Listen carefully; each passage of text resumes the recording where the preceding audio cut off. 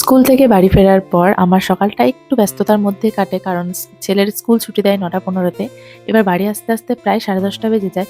আর এসেই ছেলের খাবার তৈরি করতে হয়, তারপর হাজব্যান্ডকে টিফিন তৈরি করে দিতে হয়। তো আজকে একটু সুবিধাই হয়েছিল, মা যেহেতু ভাইকে সকালে টিফিন বানিয়ে দেয়, তো সেখানে ওকে ম্যাগি করে দেয়, না হলে রুটি করে দেয়। তো আজকে দেখলাম অনেকটাই আটা মেখে রেখে দিয়েছে, মানে বাবুরও হয়ে যাবে, ওর বাবারও হয়ে যাবে।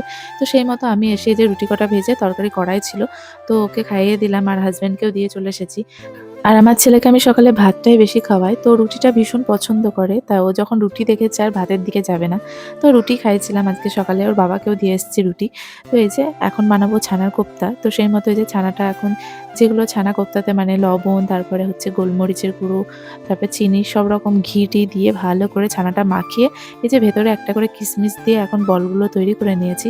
আর আমার হাজব্যান্ড এই ছানার কোপ্তাটা ভীষণ পছন্দ করে। তো এই যে এখন কোপ্তাগুলো ভালো মতো তৈরি হয়ে গেলে এখন তেলে এই যে ঘি আর তেল দিয়ে ভালো মতো ভেজে নিয়েছি। তো আমার ভাজাটা একটু পুড়ে পুড়ে গেছে, তো এটা হালকা ভাজা হলে বেশি ভালো হতো।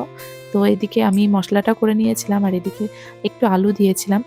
তো এদিকে আলুগুলো ভেজে আমি তুলে রেখেছিলাম, আর মশলাটা ভালো মতো কষে গেলে জল দিয়ে আলু আর এই যে কোপ্তাগুলো ফুটিয়ে নিলেই, নামানোর পর একটু গরম মশলা দিয়ে নামিয়ে নিলে কিন্তু দারুণ লাগে। তো এদিকে আমার ছানার কোপ্তা রেডি, আর দুপুরে হয়েছিল ভাত, সব রকম সবজি দিয়ে একটা তরকারি, ছানার কোপ্তা আর হচ্ছে ডাল।